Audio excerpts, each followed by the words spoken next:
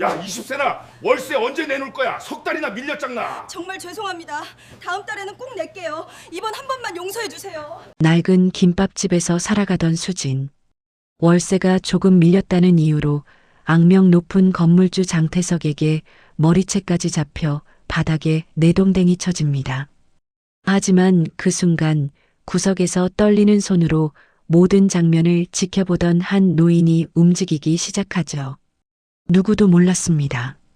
그 노인이 바로 대한민국 재계의 거물, 한강식품 회장 정만수라는 사실을 폭력, 오해, 숨겨진 진실, 그리고 통쾌한 정의의 역전극. 끝까지 보면 가슴이 뜨거워지는 감동이 찾아옵니다. 기막힌 이야기 채널을 찾아주셔서 감사합니다. 구독과 좋아요를 누르면 오늘 하루 엄청난 행운이 당신을 찾아올 거예요. 부산 원도심 재래시장 골목. 오래된 상가 건물들이 비좁게 들어선 그곳엔 낡은 간판 하나가 바람에 삐걱거리고 있었어요. 수진 김밥. 페인트가 벗겨진 글씨지만 그 안에서 새어나오는 따뜻한 불빛만큼은 여전히 정겹게 느껴지는 곳이었죠. 오후 4시쯤이었을 거예요. 가게 안에선 이수진이 김밥을 말고 있었어요. 39살 보육원에서 자라 이 골목에 뿌리 내린 지 벌써 15년째였죠. 손님은 많지 않았지만 수진은 늘 그랬듯 정성스럽게 김 위에 밥을 펴바르고 있었어요. 단무지, 시금치, 당근, 햄. 재료 하나하나가 신선하진 않아도 최선을 다해 고른 것들이었죠. 그때였어요. 가게 문이 거칠게 열리더니 덩치 큰 남자 5명이 우르르 들어왔어요. 앞장선 사람은 장태석, 62, 이 건물의 주인이자 이 골목에서 악명 높은 사채업자였죠. 검은색 가죽 점퍼를 입은 그의 얼굴엔 비웃음이 가득했어요. 이수진 씨, 월세가 석 달째 밀렸는데 오늘은 어떻게 하실 건가요? 장태석의 목소리는 낮고 차가웠어요. 수진은 손을 멈추고 고개를 들었죠. 죄송해요, 사장님. 이번 주까지는 꼭 드릴게요. 며칠만 더 기다려주시면. 며칠? 석 달이 며칠이야? 장태석이 비웃으며 손짓을 하자 뒤따라온 남자들이 가게 안으로 쏟아져 들어왔어요. 그들은 마치 연습이라도 한 듯 진열대를 쓸어버리고 의자를 발로 차기 시작했죠. 김밥 재료가 바닥에 나뒹굴었고 냉장고 문이 와장창 소리를 내며 찢어졌어요. 이러시면 안 돼요. 제발. 수진이 다급하게 말렸지만 장태석은 코웃음만 쳤어요. 그리고는 수진의 머리채를 움켜쥐었죠. 안 돼? 내 건물에서 장사하면서 월세를 석 달씩이나 밀어놓고 안 된다고? 장태석은 수진을 바닥에 내동댕이 쳤어요. 수진의 어깨가 찬장 모서리에 부딪히며 둔탁한 소리가 났죠. 아파서 신음이 새어나왔지만 수진은 이를 악물고 참았어요. 사장님, 정말 며칠만요. 하지만 장태석은 듣지 않았어요. 그는 벽에 걸린 액자 하나를 집어들었죠. 수진 부모님의 사진이었어요. 젊은 시절 환하게 웃고 있는 두 사람.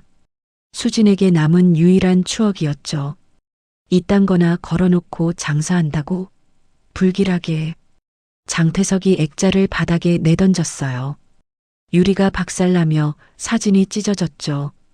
수진의 눈에서 눈물이 주르륵 흘러내렸어요. 바로 그때였어요. 가게 구석 작은 테이블에 앉아있던 노인 하나가 비틀거리며 일어섰어요. 남루한 작업복, 때 탄 운동화, 며칠은 씻지 않은 듯한 얼굴. 70대쯤 되어 보이는 노숙자 같은 차림이었죠. 그만두시오. 노인의 목소리는 떨렸어요. 장태석이 고개를 돌렸죠. 뭐야, 이 할배는? 거지 새끼가 어디서 기어들어와? 장태석이 손가락으로 노인을 가리키며 비웃었어요. 노인은 말없이 수진 쪽으로 다가가려 했지만 장태석 부하 하나가 노인의 어깨를 밀쳤죠. 노인은 그대로 벽에 등을 부딪히며 주저앉았어요. 할배, 여기서 뭐 하는 건데? 공짜 김밥이나 얻어먹으러 온 거야? 장태석이 코웃음 치며 말했어요. 노인은 대답하지 않았죠. 그저 수진을 바라볼 뿐이었어요. 바닥에 주저앉아 눈물을 흘리는 수진을, 찢어진 부모님 사진을, 부서진 가게를. 장태석은 만족스러운 듯 웃으며 수진에게 다가갔어요. 일주일. 딱 일주일 안에 석 달치 월세 240만 원 가져와. 못 가져오면 이 가게 문 닫는 거야. 알았어? 그렇게 말하고는 장태석과 그 일당은 부서진 가게를 뒤로 한 채 나가버렸어요. 문이 닫히고 가게 안엔 정적만 남았죠. 수지는 바닥에 주저앉은 채 찢어진 부모님 사진을 떨리는 손으로 주워들었어요. 유리 조각에 손가락이 베었지만 아픈 줄도 몰랐죠. 노인은 천천히 몸을 일으켰어요. 그리고 수진에게 다가가 조용히 물었죠. 괜찮소? 수진은 고개를 들어 노인을 봤어요. 낯선 노인이었지만 눈빛만큼은 이상하게 따뜻했어요. 수진은 고개를 끄덕이며 억지로 웃었죠. 괜찮아요, 할아버지. 걱정 마세요. 하지만 노인은 알고 있었어요. 수진이 괜찮지 않다는 걸. 그리고 자신이 지금 무엇을 목격했는지도. 노인은 정만수였어요. 한강식품 회장. 재계 서열 8위. 이 나라에서 손꼽히는 재벌이었죠. 며칠 전 아들 정도윤이 사랑한다며 데려온 여자를 직접 확인하러 온 길이었어요. 노숙자 차림으로 변장하고 이 김밥집을 찾아온 거였죠. 그런데 지금 정만수는 자신의 계획과는 전혀 다른 장면을 보고 말았어요. 머리채 잡혀 바닥에 내동댕이 쳐지는 여자. 부모님 사진이 찢어지는 걸 보며 우는 여자. 그럼에도 낯선 노인에게 괜찮다고 웃어 보이는 여자. 정만수의 가슴 한편이 먹먹해졌어요. 36년 전 자신이 지키지 못했던 여자가 떠올랐죠. 김은주. 그 여자도 이렇게 웃었었나? 무너져 내리면서도 남 앞에선 괜찮은 척 했었나? 정만수는 주먹을 꽉 쥐었어요. 이 여자가 정말 돈 때문에 내 아들에게 접근한 걸까? 그 의심이 조금씩, 아주 조금씩 흔들리기 시작했어요. 일주일 전이었어요. 서울 강남 한복판, 하늘을 찌를 듯 솟아오른 한강식품 본사 빌딩. 58층 회장실. 정만수는 창밖을 내다보고 있었어요. 발 아래로 펼쳐진 서울 시내. 저 아래 어딘가에서 사람들이 바쁘게 움직이고 있었지만 이 높이에선 아무것도 들리지 않았죠. 고요했어요. 너무나 고요했죠. 책상 위엔 서류 한 뭉치가 놓여 있었어요. 비서실장이 아침 일찍 가져온 보고서였죠. 표지엔 이렇게 적혀 있었어요. 정도윤 전무교재 상대 신상조사. 정만수는 천천히 서류를 펼쳤어요. 첫 장부터 눈살이 찌푸려졌죠. 이름 이수진. 나이 39. 학력 고등학교 졸업. 직업 김밥집 사장. 출신 보육원. 보육원. 그 단어를 보는 순간 정만수의 입가에 비웃음이 번졌어요. 보육원 출신의 고졸의 김밥집이라. 정만수는 서류를 탁 덮어버렸어요. 더 볼 필요도 없었죠. 이미 결론은 났으니까요. 바로 그때 회장실 문이 열렸어요. 정도윤이었어요. 43, 한강식품 전략기획실 전무. 정만수의 외아들이자 이 회사의 후계자였죠. 아버지, 부르셨습니까? 정도윤의 목소리는 차분했어요. 하지만 정만수는 그 차분함 뒤에 숨은 긴장을 느낄 수 있었죠. 앉아. 정만수가 짧게 말했어요. 정도윤은 소파에 앉았고 정만수는 책상 서류를 집어 던지듯 정도윤 앞 탁자에 놓았어요. 이게 뭔지 알겠지? 정도윤은 서류를 보지 않았어요. 이미 알고 있었으니까요. 아버지가 뭘 조사했는지, 뭘 알아냈는지. 수진 씨에 대한 조사 결과겠죠. 수진 씨? 정만수가 비웃었어요. 그래, 수진 씨.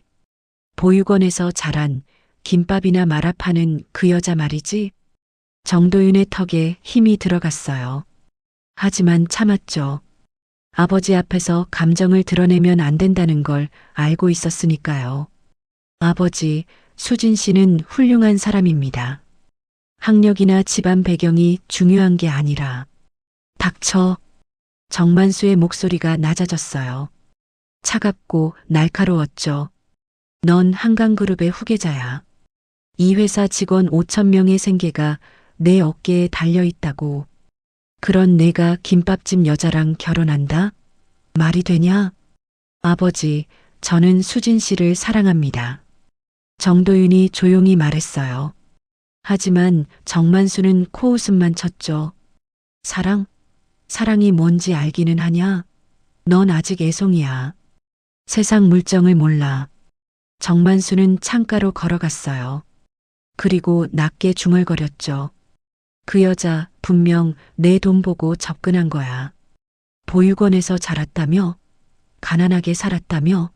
그런 여자가 재벌 후계자 만나면 어떻게 하겠어? 당연히 물고 늘어지지. 아버지. 정도윤이 자리에서 벌떡 일어났어요. 처음으로 목소리를 높였죠. 수진 씨는 그런 사람이 아닙니다. 제가 사준 선물도 한 번도 받지 않았어요. 비싼 식당 가자고 해도 늘 거절했고요. 그 사람은 저를 정도윤으로만 봤지 한강그룹 후계자로 본 적이 없습니다. 정만수는 고개를 돌려 아들을 똑바로 봤어요. 그래, 그럼 시험해봐. 내가 한강그룹을 포기한다고 해봐. 그럼에도 그 여자가 널 선택하나 보자고. 아버지, 왜 그렇게까지? 왜냐고? 정만수의 목소리가 떨렸어요. 분노 때문이었을까요? 아니면 다른 이유였을까요?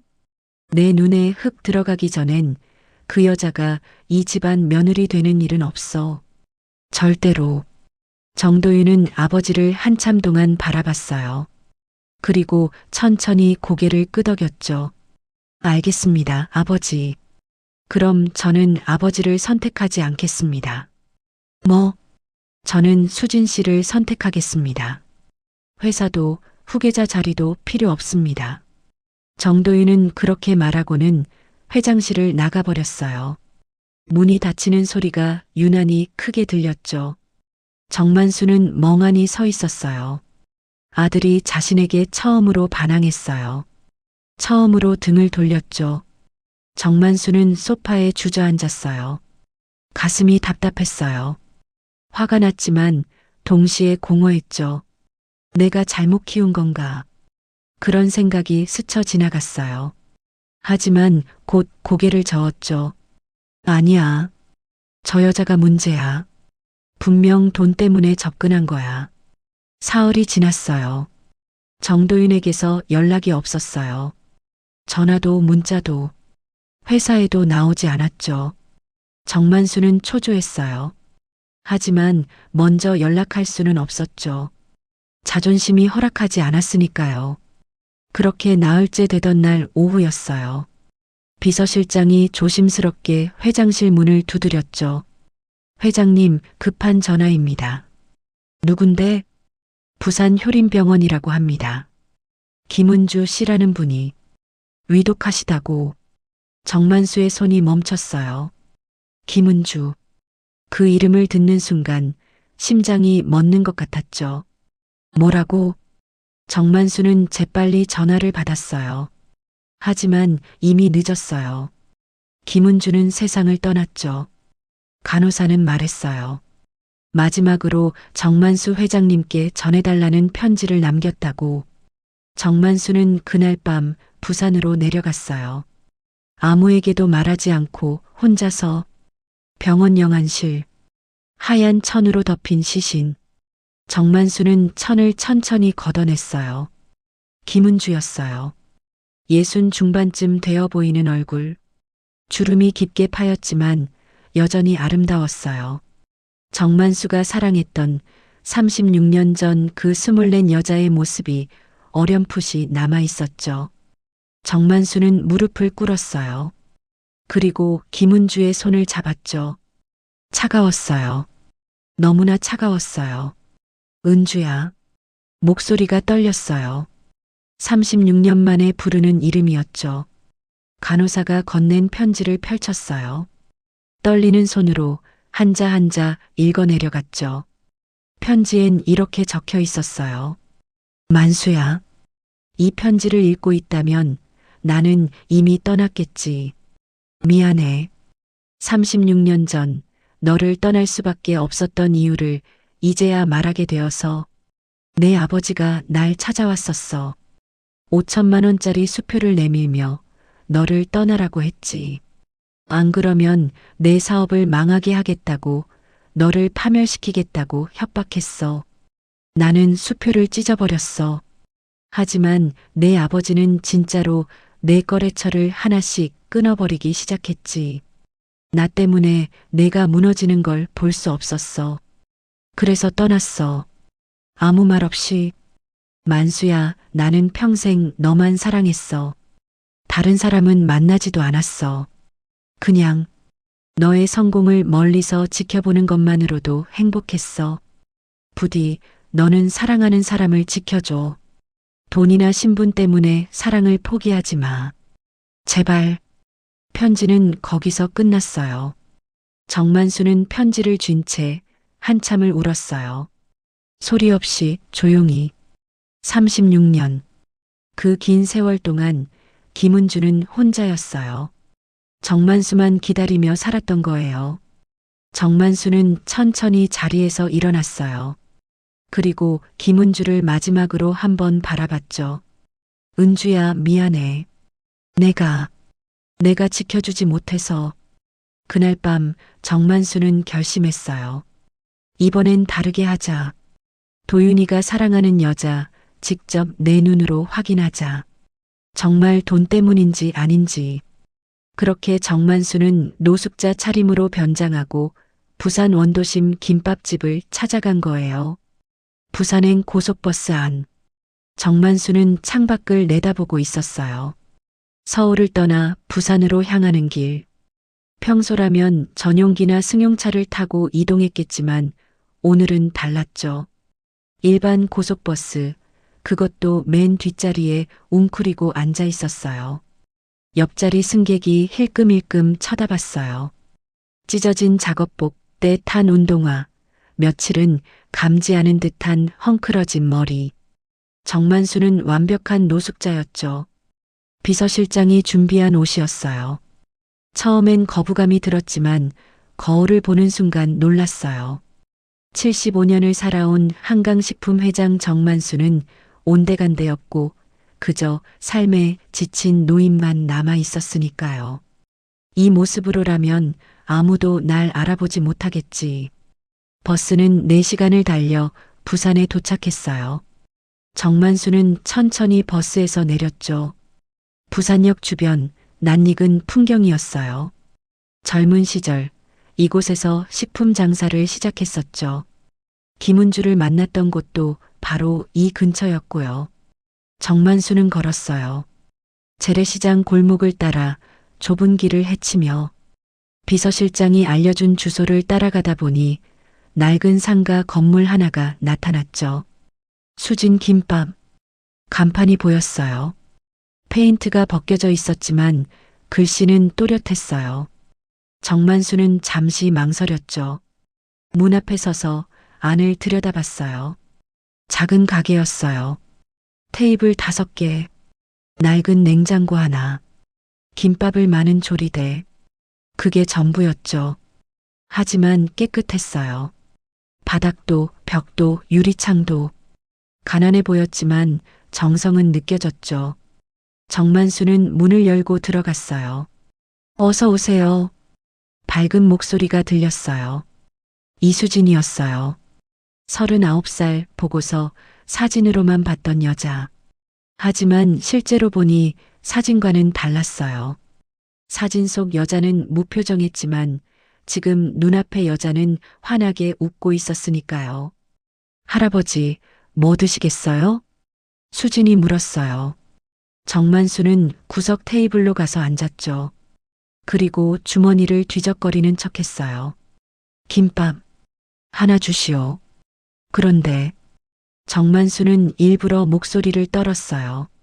돈이 2,500원밖에 없소? 이걸로 살 수 있겠소?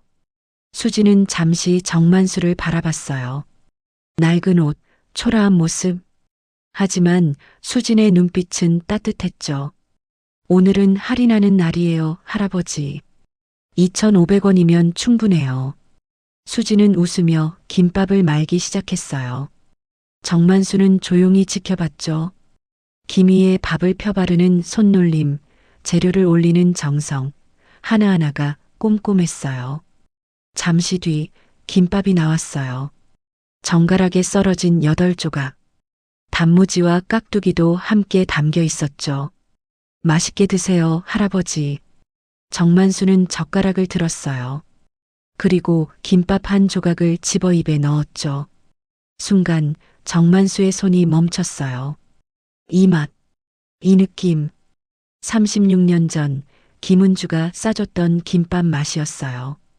밥알이 적당히 퍼져 있고 참기름 향이 은은하게 퍼지고 단무지가 아삭하게 씹히는 그 맛. 똑같았어요. 정만수의 눈시울이 붉어졌어요. 하지만 참았죠. 고개를 숙이고 천천히 김밥을 씹어 삼켰어요. 맛있소. 정만수가 중얼거렸어요. 수진이 환하게 웃었죠. 다행이에요. 천천히 드세요, 할아버지. 정만수는 김밥을 다 먹었어요. 그리고 2,500원을 카운터에 놓으며 일어섰죠. 고맙소. 또 오세요, 할아버지. 정만수는 가게를 나왔어요. 하지만 멀리 가지 않았죠. 골목 모퉁이, 건물 그늘에 몸을 숨기고 김밥집을 지켜봤어요. 저 여자가 정말 돈 때문에 도윤이한테 접근한 걸까? 의심은 여전했어요. 하지만 김밥 맛 때문이었을까요? 아니면 수진의 웃는 얼굴 때문이었을까요? 마음 한편이 흔들리고 있었죠. 오후 5시쯤 가게에 손님 하나가 들어왔어요. 70대쯤 되어 보이는 할머니였죠. 허리가 굽고 지팡이를 짚고 있었어요. 수진아, 김밥 하나만 싸줘. 할머니, 오늘은 좀 어떠세요? 허리는 좀 나아지셨어요? 수진이 반갑게 인사했어요. 할머니가 한숨을 쉬었죠. 그게 말이야. 병원 가야 하는데 돈이 없어서 못 가고 있어. 수진은 잠시 생각하더니 김밥을 싸서 건넸어요. 할머니, 이거 드시고 힘내세요. 그리고 이거. 수진은 지갑에서 10,000원짜리 지폐 5장을 꺼냈어요. 병원비 보태 쓰세요. 제발 병원 가셔야 해요. 아이고, 이걸 어떡해. 수진아, 내가 더 어려운데. 할머니가 건강하셔야 제가 마음이 편해요. 받으세요. 할머니는 눈물을 글썽이며 돈을 받았어요. 그리고 수진의 손을 꼭 잡았죠. 고맙다, 정말 고맙다. 할머니가 가게를 나간 뒤 수진은 빈 지갑을 보며 쓴웃음을 지었어요. 남은 돈은 10,000원이 전부였죠. 오늘 장사로 번 돈까지 다 털어준 거예요. 정만수는 그 모습을 보고 있었어요. 건물 그늘에 숨어서 저게 연기일까? 의심했지만 확신은 서지 않았어요. 저녁 7시 가게 문을 닫을 시간이었어요. 수진이 가게 정리를 하고 있을 때 젊은 남자 하나가 가게로 들어왔어요. 25쯤 되어 보이는 청년이었죠. 사장님 죄송한데 혹시 오늘도 외상으로? 청년의 목소리는 떨렸어요. 수지는 고개를 끄덕였죠. 민서가 괜찮아. 일자리 구했어? 아직이요. 면접은 봤는데 결과가 안 나왔어요. 그럼 오늘도 김밥 싸줄게. 힘내. 분명 좋은 데 들어갈 거야. 수지는 김밥을 싸주며 물 한 병도 함께 건넸어요. 청년은 고개를 숙였죠. 정말 감사합니다. 꼭 갚을게요. 천천히 갚아. 급하지 않아. 청년이 나가고 수지는 공책을 꺼냈어요. 외상장부라고 적힌 낡은 공책이었죠. 거기엔 이름들이 빼곡했어요. 민석, 영희, 철수, 순자. 모두 돈 없는 사람들이었어요. 정만수는 골목 끝에서 그 모습을 지켜봤어요. 왜 저렇게까지 하는 거지? 이해가 안 됐어요. 자기 형편도 어려운데 왜 남을 도와주는 건지. 밤 9시 수진이 가게 문을 완전히 닫았어요. 그리고 뒷골목으로 걸어갔죠. 정만수는 조심스럽게 뒤를 따랐어요. 수진이 멈춘 곳은 작은 보육원이었어요. 사랑의 집이라는 간판이 붙어 있었죠. 수진은 보육원 문을 두드렸고 원장 선생님이 나왔어요. 수진아, 이 밤에 웬일이야? 원장 선생님, 이번 달 후원금이요. 조금 늦어서 죄송해요. 수진은 봉투 하나를 건넸어요.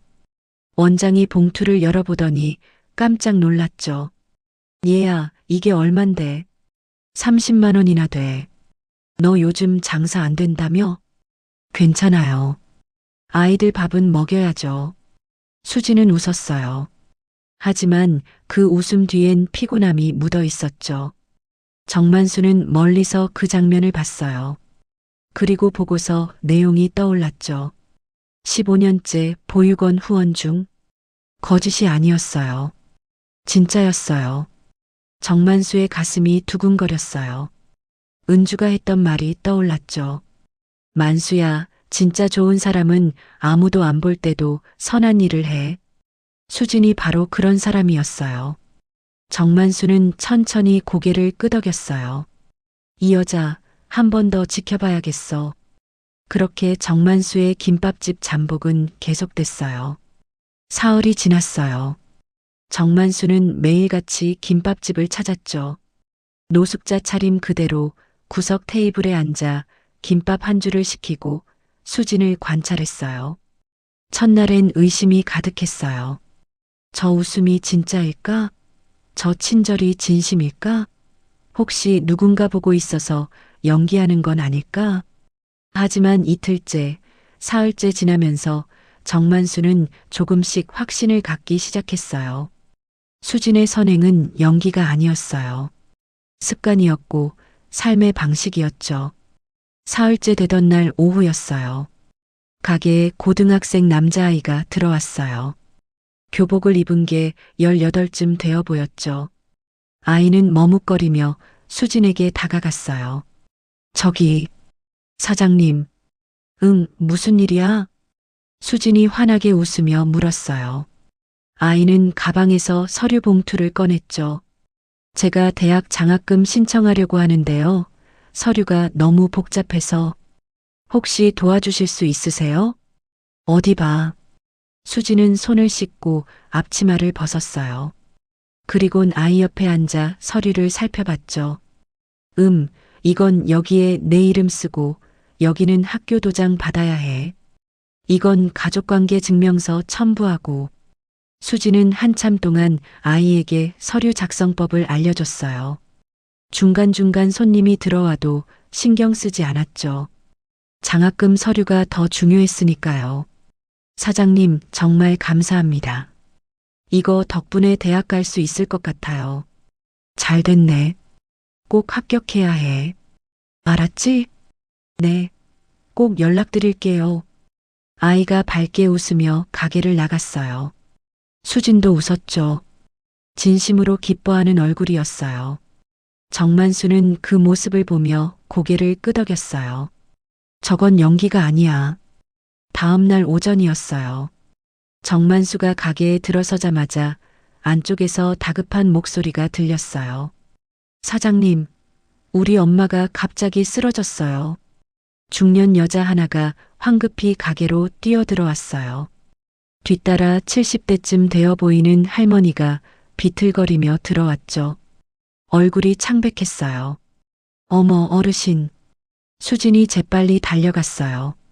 할머니를 의자에 앉히고 물을 떠다 드렸죠. 괜찮으세요? 어디 아프세요? 가슴이 답답해요. 할머니가 가슴을 짚으며 신음했어요. 수지는 망설이지 않았어요. 재빨리 핸드폰을 꺼내 구급차를 불렀죠. 지금 구급차 올 거예요. 조금만 기다리세요. 하지만 구급차는 오지 않았어요. 10분, 20분이 지나도 소식이 없었죠. 할머니의 상태는 점점 나빠졌어요. 수지는 결단을 내렸어요. 제가 모셔다 드릴게요. 지금 당장 병원 가야 해요. 수지는 가게 문을 그대로 열어둔 채 할머니를 부축해 밖으로 나갔어요. 딸이 반대편을 잡았고 셋이서 천천히 걸었죠. 정만수는 그 뒤를 따라갔어요. 멀찍이 떨어져서 병원까지는 15분 거리였어요. 할머니를 부축하고 가려니 30분이 걸렸죠. 수지는 땀을 뻘뻘 흘리면서도 계속 걸었어요. 조금만 참으세요, 할머니. 거의 다 왔어요. 병원 응급실에 도착했어요. 할머니를 의사에게 넘기고 수지는 한숨을 돌렸죠. 딸이 수진의 손을 꼭 잡았어요. 사장님, 정말 감사합니다. 사장님 아니었으면 괜찮아요. 어르신 건강이 제일 중요하죠. 수지는 웃으며 손을 흔들었어요. 그리곤 병원을 나와 다시 가게로 돌아갔죠. 정만수는 병원 복도에서 그 모습을 지켜봤어요. 수진이 사라진 뒤에도 한참을 서 있었죠. 장사보다 생명이 우선이라. 그 말이 귓가에 맴돌았어요. 36년 전 김은주가 했던 말과 똑같았어요. 정만수의 눈시울이 뜨거워졌어요. 닷새째 되던 날이었어요. 정만수는 가게 근처 골목에 서 있었어요. 오전 10시, 아직 가게 문이 열리기 전이었죠. 그때 초등학생 아이들 7명이 가게 앞으로 몰려왔어요. 모두 낡은 옷을 입고 있었고 가방도 해진 것들이었죠. 수진이 가게 문을 열었어요. 얘들아, 왔구나. 오늘도 배고프지? 네, 사장님. 아이들이 밝게 대답했어요. 수진은 웃으며 가게 안으로 아이들을 들였죠. 자, 오늘은 참치김밥이야. 맛있게 먹어. 수진은 아이들 한 명 한 명에게 김밥을 나눠줬어요. 아이들은 감사하다는 말도 없이 허겁지겁 먹기 시작했죠. 얼마나 배가 고팠을까요? 정만수는 가게 창문 너머로 그 장면을 봤어요. 보고서에 적혀 있던 내용이 떠올랐죠. 저소득층 아이들에게 3년째 무료 김밥 나눔. 진짜였어요. 거짓이 하나도 없었어요. 아이들이 김밥을 다 먹고 나가려 할 때 한 아이가 갑자기 비틀거렸어요.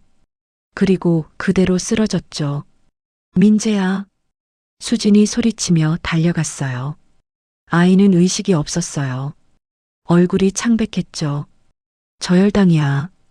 빨리 병원 가야 해. 수진은 망설이지 않았어요. 아이를 업고 가게 밖으로 뛰쳐나갔죠. 가게 문도 닫지 않았어요. 물건도 그대로 두고요. 지금은 장사보다 생명이 우선이에요. 수진이 소리쳤어요. 그리고 아이를 업은 채 병원을 향해 뛰기 시작했죠. 정만수는 그 자리에 얼어붙었어요. 지금은 장사보다 생명이 우선이에요. 그 말, 그 목소리, 그 표정. 36년 전 김은주가 했던 말과 한 글자도 틀리지 않았어요. 아니, 똑같았어요. 말투도, 억양도, 눈빛도. 정만수의 눈에서 눈물이 흘러내렸어요. 주먹을 꽉 쥐었죠. 이 여자는 진짜야. 정만수는 확신했어요. 수지는 돈 때문에 도윤이에게 접근한 게 아니었어요. 진심으로 사람을 사랑하고 진심으로 남을 도우며 사는 사람이었죠. 은주와 똑같았어요. 정만수는 하늘을 올려다봤어요. 구름 사이로 햇살이 비쳤죠. 은주야, 내가 보낸 거니? 이 여자를? 바람이 불었어요. 정만수의 뺨을 스치고 지나갔죠. 마치 대답하는 것처럼. 정만수는 천천히 고개를 끄덕였어요. 알겠어, 은주야. 이번엔 내가 지켜줄게. 이 여자를. 며칠 뒤였어요. 정만수는 여전히 골목에 머물고 있었죠. 노숙자 행세를 하며 근처 쪽방에서 지내고 있었어요. 비서실장이 몇 번이나 전화를 걸어왔지만 정만수는 받지 않았어요. 조금만 더 지켜봐야 해. 그날 오후였어요. 정만수가 골목 모퉁이에 앉아 있을 때 검은색 외제차 한 대가 김밥집 앞에 멈춰 섰어요. 차에서 내린 사람은 장태석이었죠. 장태석은 혼자가 아니었어요. 덩치 큰 남자 셋을 데리고 왔어요. 정만수는 본능적으로 몸을 숨겼죠. 건물 그늘 뒤에서 지켜봤어요. 장태석이 김밥집 문을 벌컥 열고 들어갔어요. 이수진 씨, 오늘까지라고 했지? 월세 240만 원. 수진은 카운터 뒤에서 고개를 들었어요. 얼굴이 창백했죠. 사장님, 정말 죄송한데 일주일만 더 기다려주시면 안 될까요? 제가 대출? 장태석이 비웃었어요. 신용등급이 뭔데? 7등급 아니야? 어느 은행이 너한테 돈을 빌려주겠어? 수지는 아무 말도 못했어요. 장태석의 말이 맞았으니까요. 일주일 전에도 기회 줬어. 이제 끝이야. 내일까지 월세 못 가져오면 짐 싸. 장태석이 그렇게 말하고 나가려 할 때 수진이 다급하게 불렀어요. 사장님, 제발이요. 이 가게가 제 전부예요. 15년 동안 여기서. 15년? 그래서 뭐? 장태석이 돌아섰어요. 그의 눈엔 조롱만 가득했죠. 15년 동안 월세만 축내고 살았으면 이제 나가야지. 여긴 내 건물이야. 장태석은 그렇게 말하고 가게를 나갔어요. 수지는 그 자리에 주저앉았죠. 무릎에 힘이 풀렸어요. 정만수는 주먹을 꽉 쥐었어요. 당장 뛰어나가 장태석을 붙잡고 싶었지만 참았어요. 아직은 때가 아니었으니까요. 다음 날 아침이었어요. 정만수가 김밥집으로 가보니 이상한 냄새가 났어요. 하수구 냄새였죠. 가게 안으로 들어가니 수진이 걸레질을 하고 있었어요. 바닥에 오물이 넘쳐 있었죠. 이게 대체 어떻게 된 거요? 정만수가 물었어요. 수진은 눈물을 글썽이며 대답했죠. 하수구가 막혔나 봐요. 어젯밤부터 계속 이래요. 정만수는 알고 있었어요.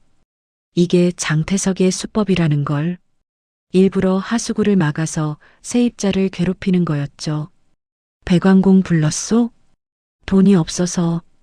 일단 제가 청소하고 있어요. 수진의 목소리는 떨렸어요. 하지만 포기하지 않았죠. 계속 바닥을 닦았어요. 정만수는 참을 수가 없었어요. 가게를 나와 근처 배관 수리점으로 갔죠. 그리고 자기 돈으로 배관공을 불렀어요. 저기 수진 김밥 아시오? 거기 하수구 좀 고쳐주시오. 아, 거기요? 알죠. 근데 거긴 건물주가 일부러 막은 거라. 얼마요? 30만 원 정도 들 겁니다. 정만수는 지갑을 꺼냈어요. 그리고 50만 원을 내밀었죠. 이거 가지고 빨리 고쳐주시오. 그리고 수진 씨한테는 누가 부른 건지 말하지 마시오. 배관공은 고개를 끄덕였어요. 오후쯤 되자 하수구가 뚫렸어요. 수진은 깜짝 놀랐죠. 누가 배관공을 부른 건지 몰랐으니까요. 하지만 고마웠어요. 덕분에 가게를 정리할 수 있었죠. 그날 저녁이었어요. 수진이 가게 문을 닫으려 할 때 보건소 직원 2명이 찾아왔어요. 이수진 씨 맞으십니까? 네, 그런데요. 민원이 들어와서요. 상한 재료 사용한다는 신고가 있었습니다. 위생 점검 받으셔야겠습니다. 수진의 얼굴이 하얘졌어요. 상한 재료요? 아니에요. 저는 매일 아침 시장에서 신선한 재료만. 일단 점검은 해야 합니다. 보건소 직원들이 가게 안을 뒤지기 시작했어요. 냉장고를 열고 재료를 확인하고 유통기한을 체크했죠. 1시간 뒤 점검이 끝났어요. 이상 없습니다. 재료 다 신선하고 위생 상태도 양호하네요. 그럼 영업정지 같은 건 안 되는 거죠? 네, 문제 없습니다. 보건소 직원들이 나가고 수지는 그제야 안도의 한숨을 쉬었어요. 하지만 곧 깨달았죠. 이게 누군가의 계획된 공격이라는 걸. 정만수도 알고 있었어요. 장태석의 짓이라는 걸. 비서실장에게 전화를 걸었죠. 장태석이라는 자 조사해. 과거 전과 사채업 내역, 건물 관련 민원, 세입자 피해 사례 전부 다. 알겠습니다, 회장님. 다음 날 더 심한 일이 벌어졌어요. 가게에 전기가 나가버렸죠. 수진이 한전에 전화했지만 이상 없다는 답만 돌아왔어요. 건물 배전반이 문제였는데 장태석이 고의로 차단한 거였죠. 사장님, 전기 좀 다시 연결해 주세요. 냉장고가 안 돌아가서 재료가 다 상할 것 같아요. 수진이 장태석에게 전화했지만 장태석은 비웃기만 했어요. 월세 내면 연결해 주지. 그전엔 안 돼. 수진은 무너졌어요. 결국 가게 문에 임시 휴업 안내문을 붙였죠. 그날 밤 정만수는 가게 앞을 지나갔어요. 어두운 가게 안에 불빛 하나가 보였어요. 촛불이었죠. 수진이 혼자 앉아 있었어요. 촛불 앞에서 울고 있었어요. 소리내어 울지는 않았지만 어깨가 떨리고 있었죠. 정만수는 가슴이 아팠어요. 하지만 들어가지 않았어요. 아직은 때가 아니었으니까요. 바로 그때 수진의 핸드폰이 울렸어요. 수진이 전화를 받았죠. 네, 원장 선생님. 보육원 원장이었어요. 수진아, 이번 달 후원금 어떻게 된 거야? 아이들 급식비가 모자라서. 수진은 눈물을 닦았어요. 그리고 억지로 밝은 목소리를 냈죠. 원장 선생님, 이번 달은 조금 늦어질 것 같아요.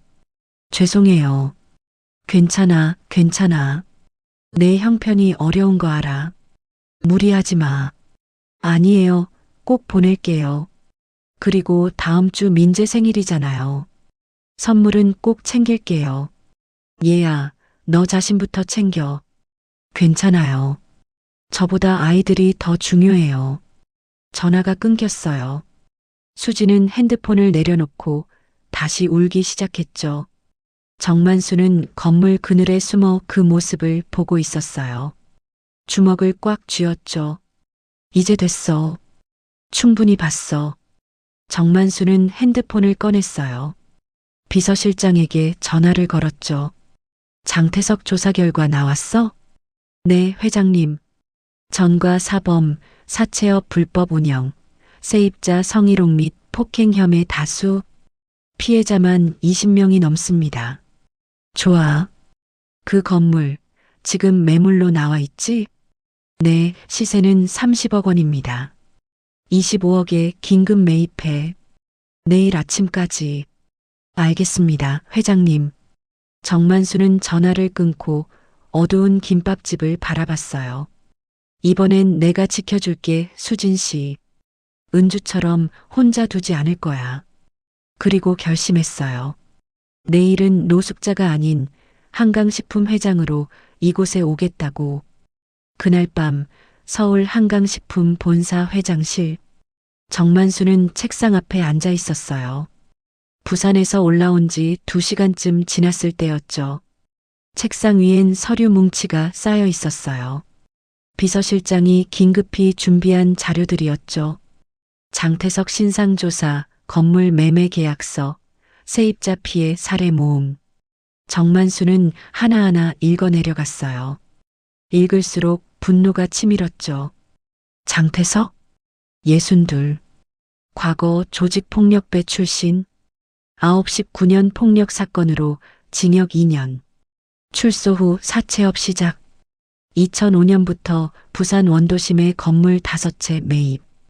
그리고 그 뒤로 벌어진 일들. 2층 미용실 사장, 50대 여성. 월세 밀렸다는 이유로 성희롱당하고 쫓겨남. 3층 학원 원장, 40대 남성. 허위 민원으로 학부모들 소문 퍼뜨려져 폐업. 지하 당구장 사장, 60대 남성. 전기 끊기고 하수구 막혀 결국 파산. 피해자가 22명이었어요. 모두 장태석 손에 무릎 꿇고 쫓겨난 사람들이었죠. 정만수는 서류를 덮었어요. 주먹을 꽉 쥐었죠. 이 인간을. 그때 책상 서랍에서 봉투 하나를 꺼냈어요. 김은주의 편지였죠. 36년 전 은주가 떠날 때 남겼던 그 편지. 정만수는 편지를 펼쳤어요. 촛불 아래서 천천히 읽었어요. 만수야, 부디 너는 사랑하는 사람을 지켜줘. 돈이나 신분 때문에 사랑을 포기하지 마. 제발. 은주의 글씨였어요. 떨리는 손으로 쓴 듯 삐뚤빼뚤했지만 진심이 느껴졌죠. 정만수의 눈에서 눈물이 떨어졌어요. 편지 위로 한 방울 한 방울. 은주야, 미안해. 그때 널 지켜주지 못해서. 정만수는 편지를 가슴에 안았어요. 한참을 그렇게 있었죠. 그리고 천천히 자리에서 일어났어요. 창밖을 내다봤어요. 서울 야경이 펼쳐져 있었죠. 수많은 불빛들이 반짝이고 있었어요. 이번엔 다르게 하자. 도윤이가 사랑하는 여자, 내가 지켜주자. 정만수는 전화기를 들었어요. 비서실장에게 전화를 걸었죠. 장 실장. 네, 회장님. 건물 매입 진행 상황 어떻게 됐어? 매도인과 접촉 완료했습니다. 25억 원에 합의했고 내일 오전 계약서 작성 예정입니다. 좋아. 그리고 법무팀 불러. 지금요? 밤 11시인데. 지금 당장. 장태석 관련 소송 준비해야 해. 알겠습니다. 1시간 뒤 법무팀장이 회장실로 들어왔어요. 40대 중반 날카로운 인상의 변호사였죠. 회장님 부르셨습니까? 앉아. 장태석이라는 자 아나? 부산 원도심 건물주 겸 사채업자죠? 조사 결과 받았습니다. 그 자를 법적으로 완전히 무너뜨려. 민사든 형사든 쓸 수 있는 거 다 써. 법무팀장이 서류를 펼쳤어요. 우선 세입자 폭행 및 협박 건으로 형사 고소 가능합니다. 수진 씨 사건만 해도 충분한 증거가 있고요. 수진 씨 건은 내가 직접 목격했어. 증인 설 수도 있어. 그렇다면 확실합니다. 추가로 과거 세입자들 피해 사례 모아서 집단 소송도 진행하겠습니다. 좋아. 그리고 세무조사 의뢰해. 사채 이자 소득 제대로 신고 안 했을 거야. 바로 진행하겠습니다. 법무팀장이 나가고 정만수는 다시 창밖을 바라봤어요. 장태석, 넌 끝났어. 다음 날 새벽 5시였어요. 정만수는 잠을 자지 않았어요. 책상 앞에 앉아 계속 생각했죠. 어떻게 하면 수진을 도와줄 수 있을까? 어떻게 하면 장태석을 완전히 무너뜨릴 수 있을까? 그리고 가장 중요한 것. 어떻게 하면 도윤이와 수진이 행복할 수 있을까? 정만수는 결론을 내렸어요. 오늘 직접 가자. 회장 신분으로. 오전 8시 정만수는 정장을 차려입었어요. 짙은 남색 양복, 하얀 셔츠, 은색 넥타이. 75세지만 여전히 위험이 느껴지는 모습이었죠. 비서실장이 차를 준비했어요. 검은색 벤츠 S클래스. 뒤따라 법무팀 차량 3대가 대기하고 있었죠. 회장님, 출발하시겠습니까? 가자. 부산으로. 차가 출발했어요. 고속도로를 달렸죠. 정만수는 뒷좌석에서 창밖을 내다봤어요. 수진 씨, 조금만 기다려. 내가 곧 도착할 거야. 같은 시각, 부산 원도심 김밥집. 수진은 가게 앞에 앉아 있었어요. 여전히 전기는 나가 있었고 임시 휴업 안내문이 붙어 있었죠. 수지는 부모님 사진을 보고 있었어요. 찢어진 사진이었지만 테이프로 붙여서 다시 액자에 넣었죠. 엄마, 아빠, 미안해. 제가 가게 못 지킬 것 같아요. 수진의 눈에서 눈물이 흘러내렸어요. 바로 그때였어요. 골목 입구에서 차 소리가 들렸죠. 수진은 고개를 들었어요. 검은색 고급 승용차 4대가 골목으로 들어오고 있었어요. 좁은 골목이라 천천히 움직였지만 위압감이 느껴졌죠. 차들이 김밥집 앞에 멈췄어요. 첫 번째 차에서 양복 입은 남자들이 내렸어요. 법무팀이었죠. 그들은 건물 입구로 걸어갔어요. 두 번째 차에서 비서실장이 내렸어요. 그리고 뒷문을 열었죠. 세 번째 차에서 내린 사람은 정만수였어요. 수지는 멍하니 그 모습을 봤어요. 정장을 차려입은 노인. 어디선가 본 듯한 얼굴이었지만 확실하지 않았죠. 정만수는 김밥집으로 걸어왔어요. 수진과 눈이 마주쳤죠. 할아버지. 그때 그 할아버지시죠? 수진이 물었어요. 며칠 전 노숙자 차림으로 김밥을 먹으러 왔던 그 노인이었어요. 정만수는 고개를 끄덕였어요. 맞소. 그런데 오늘은 좀 다른 모습으로 왔소. 무슨 일이세요? 정만수는 명함을 꺼냈어요. 그리고 수진에게 건넸죠. 한강식품 회장 정만수. 수진의 눈이 커졌어요. 손이 떨렸죠. 한강식품 회장님? 그렇소. 수진은 명함을 떨어뜨렸어요. 믿을 수가 없었죠. 그럼 도윤 씨 아버님이. 맞소. 내 아들이요. 수진의 얼굴이 창백해졌어요. 무릎에 힘이 풀렸죠. 바로 그때 건물 2층에서 고함 소리가 들렸어요. 뭐야, 이게 무슨 짓이야? 장태석이었어요. 법무팀이 그를 붙잡고 있었죠. 정만수는 천천히 고개를 들어 2층을 바라봤어요. 그리고 낮게 중얼거렸죠. 이제 시작이야. 건물 2층에서 장태석이 법무팀 사람들에게 둘러싸여 있었어요. 양복 입은 남자들이 서류 뭉치를 그에게 내밀고 있었죠. 이게 뭐야? 누구 마음대로 남의 집에 쳐들어와. 장태석이 소리쳤어요. 하지만 법무팀장은 차분했죠. 장태석 씨, 이 건물은 어젯밤 자정을 기해 한강식품 소유로 등기 이전되었습니다. 이제 여기 주인은 당신이 아닙니다. 뭐? 말도 안 돼. 장태석이 서류를 낚아챘어요. 건물 매매 계약서였죠. 매수인 란에 주식회사 한강식품이라고 적혀 있었어요. 이게 어떻게? 장태석의 손이 떨렸어요.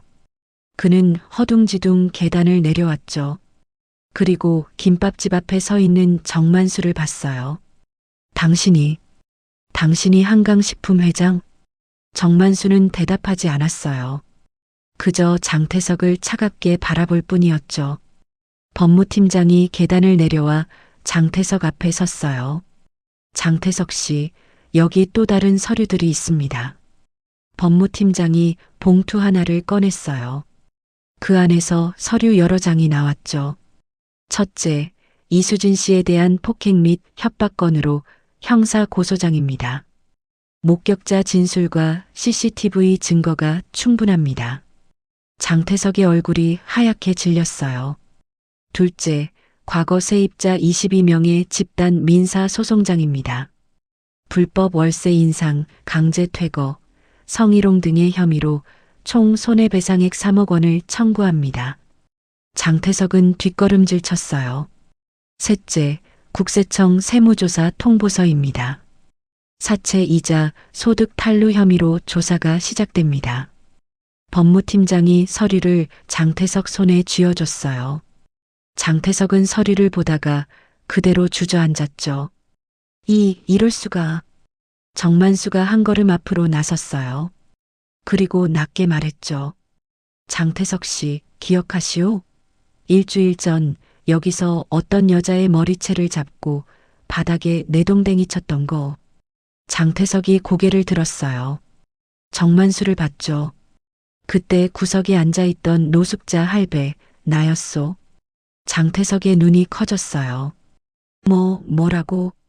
당신이 발로 밀쳐서 벽에 부딪혔던 그 할배. 내가 직접 봤소.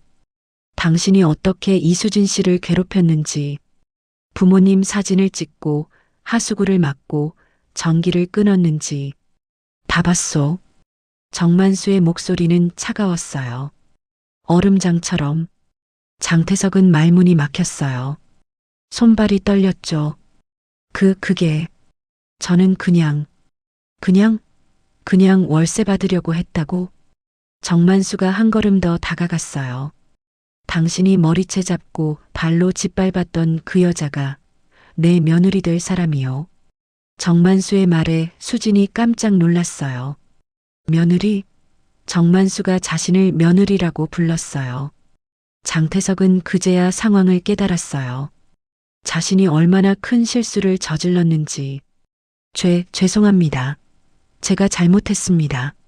장태석이 무릎을 꿇었어요. 그리고 바닥에 이마를 찧었죠. 용서해 주십시오. 제가 정말 잘못했습니다. 정만수는 내려다봤어요.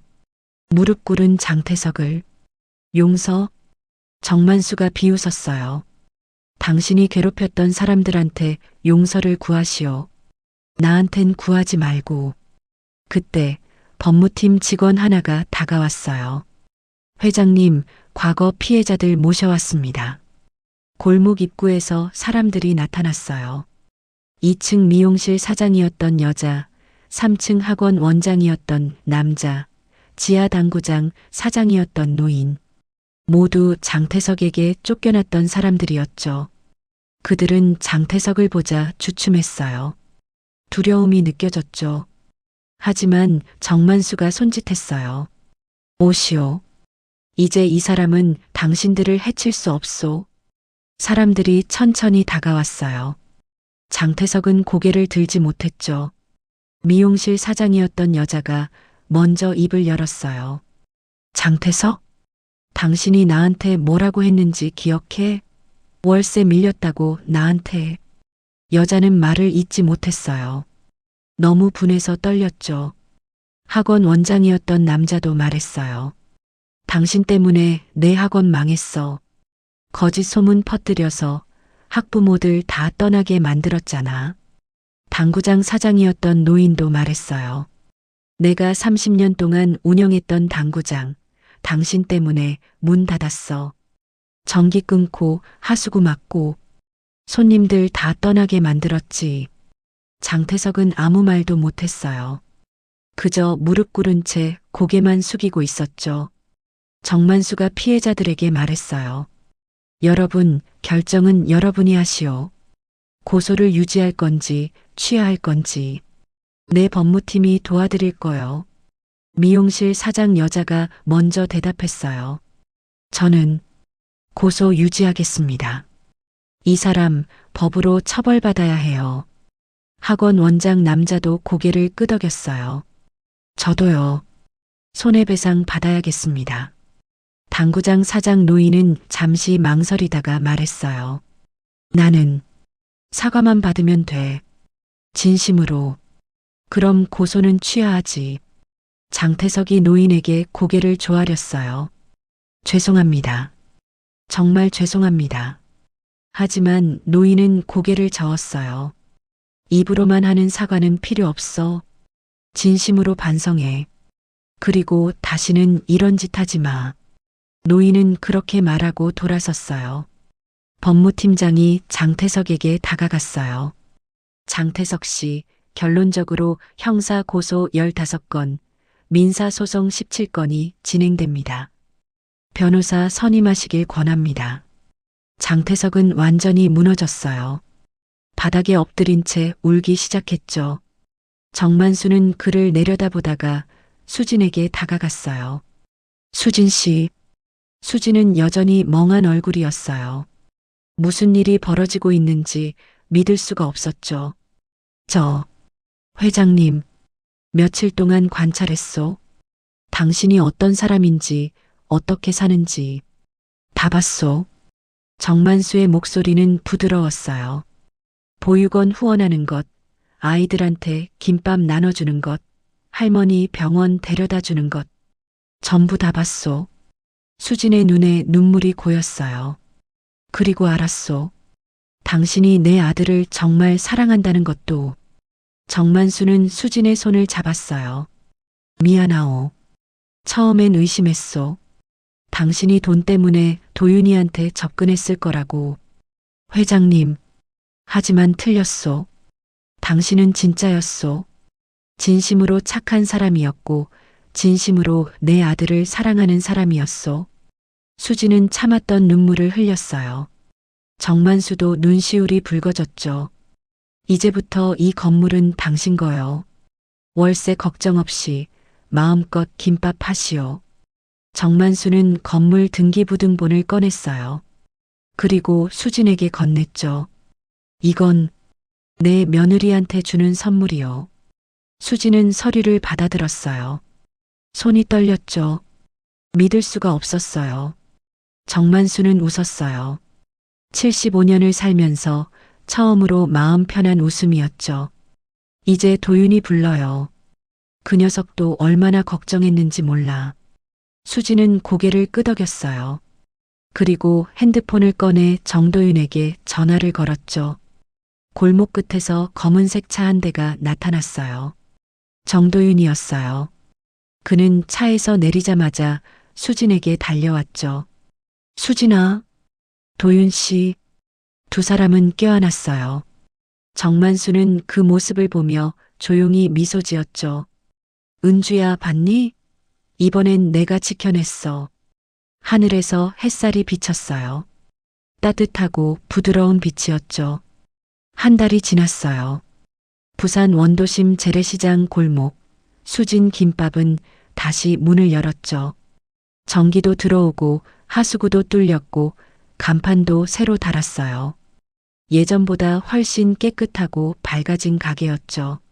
하지만 수진은 변하지 않았어요. 여전히 아침 일찍 시장에 가서 재료를 사고 정성껏 김밥을 말았어요. 저소득층 아이들에게 주는 무료 김밥도 계속됐죠.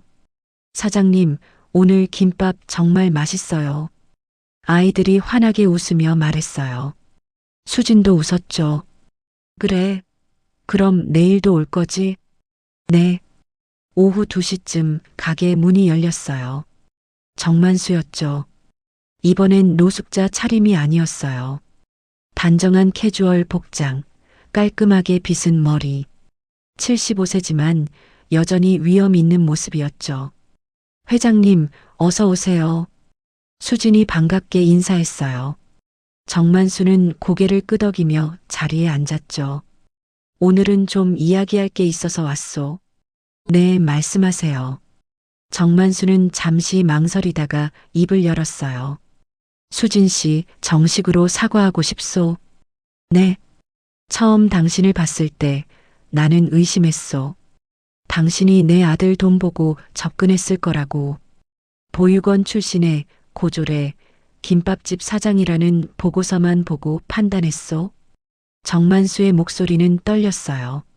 하지만 틀렸소. 완전히 틀렸어.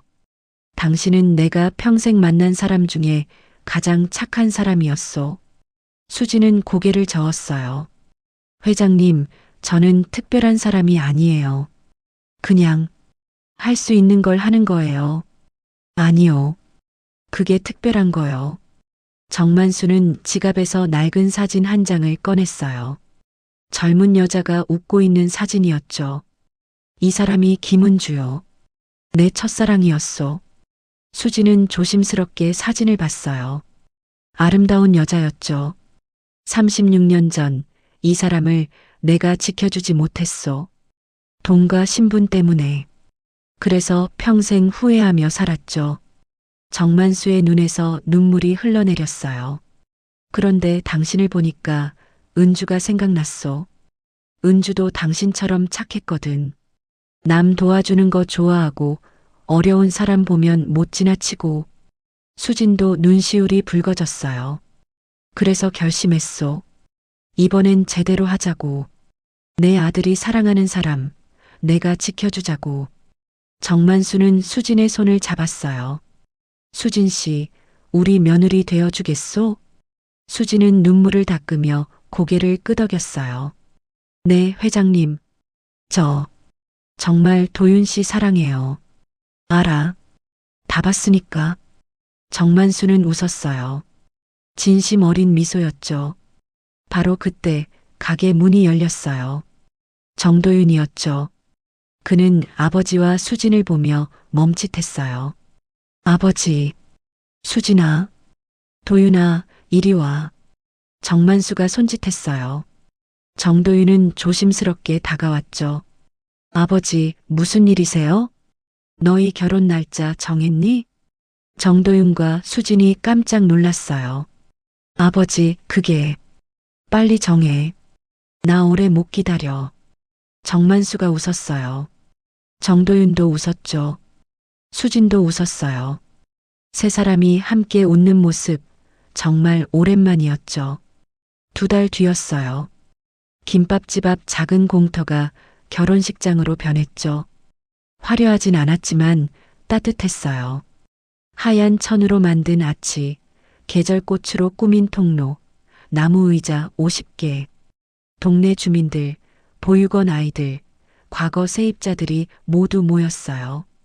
수지는 하얀 드레스를 입고 있었어요. 화려하진 않았지만 단정하고 아름다웠죠. 정도윤은 네이비 정장을 입었고요. 정만수가 주례를 섰어요. 오늘 내 아들 정도윤과 며느리 이수진의 결혼을 축하하기 위해 이 자리에 모였습니다. 정만수의 목소리는 떨렸어요. 하지만 계속 말했죠. 2 사람은 신분이나 재산이 아닌 진심으로 서로를 사랑합니다. 그게 제일 중요한 거죠. 하객들이 박수를 쳤어요. 도윤아, 수진 씨를 평생 사랑하고 지켜줄 거지? 네, 아버지. 수진 씨, 도윤이를 평생 사랑하고 지켜줄 거요? 네, 회장님. 좋아. 그럼 이제 부부가 되었소. 박수가 터져 나왔어요. 정도윤과 수진이 키스를 했죠. 아이들이 환호했고 주민들이 박수 쳤어요. 정만수는 그 모습을 보며 하늘을 올려다봤어요. 은주야, 봤니? 이번엔 내가 제대로 했어. 하늘에서 햇살이 비쳤어요. 마치 대답하는 것처럼. 1년이 지났어요. 수진과 정도윤 사이에 딸아이가 태어났죠. 이름은 정민은. 민재의 민, 은주의 은. 보육원 아이와 정만수의 첫사랑을 기억하는 이름이었어요. 어느 토요일 오후 김밥집은 붐볐어요. 하지만 손님이 아니었죠. 가족이었어요. 정만수, 정도윤, 수진, 그리고 새 살배기 민은이. 4명이 함께 김밥을 말고 있었어요.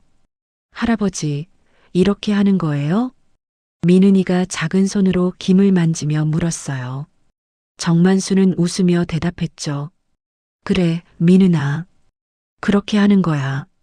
우리 민은이 정말 잘하네. 수지는 옆에서 밥을 펴바르고 있었고 정도윤은 재료를 올리고 있었어요. 가족이 함께 김밥을 만드는 모습 정말 행복해 보였죠. 자, 이제 말아볼까? 수진이 말했어요. 민은이가 신나서 소리쳤죠. 네. 4사람이 함께 김밥을 말았어요. 서툴렀지만 즐거웠어요. 김밥이 완성됐어요. 수진이 썰어서 접시에 담았죠. 자, 할아버지 먼저 드세요. 아니야, 민은이가 먼저 먹어. 할아버지가 먼저요. 민은이가 김밥 한 조각을 집어 정만수 입에 넣어줬어요.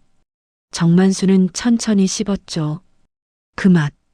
36년 전 은주가 싸줬던 김밥 맛. 지금도 똑같았어요. 정만수의 눈에서 눈물이 흘러내렸어요. 하지만 웃고 있었죠. 맛있다, 민은아. 정말 맛있어. 할아버지 왜 울어요? 기쁘셔서 그래, 민은아. 수진이 민은이에게 설명했어요. 정도윤은 아버지 어깨에 손을 올렸죠. 아버지, 괜찮으세요? 그래, 괜찮아. 정말 괜찮아. 정만수는 창밖을 봤어요. 저녁 해가 지고 있었죠. 하늘이 붉게 물들었어요. 은주야, 고마워. 내게 기회를 줘서 이번엔 제대로 지켰어. 사랑하는 사람들을. 바람이 불었어요. 따뜻한 바람이었죠. 수지는 민은이를 안고 정도윤 옆에 앉았어요. 정만수는 그 모습을 보며 미소 지었죠. 도윤아, 수진 씨. 네, 아버지. 너희가 행복해서 나도 행복하다. 정도윤과 수진이 웃었어요. 민은이도 웃었죠. 가게 밖으론 동네 사람들이 지나가고 있었어요. 누군가 창문을 두드렸죠. 사장님, 내일 김밥 20줄만 예약할게요. 네, 알겠습니다. 수진이 밝게 대답했어요. 김밥집은 여전했어요. 작고 소박하고 따뜻했죠. 하지만 이제 이곳엔 사랑이 가득했어요. 정만수는 천천히 자리에서 일어났어요. 그리고 가게 벽에 걸린 액자를 봤죠. 수진 부모님 사진 옆에 새로운 액자가 하나 더 걸려 있었어요. 김은주의 사진이었어요. 젊은 시절, 환하게 웃고 있는 모습.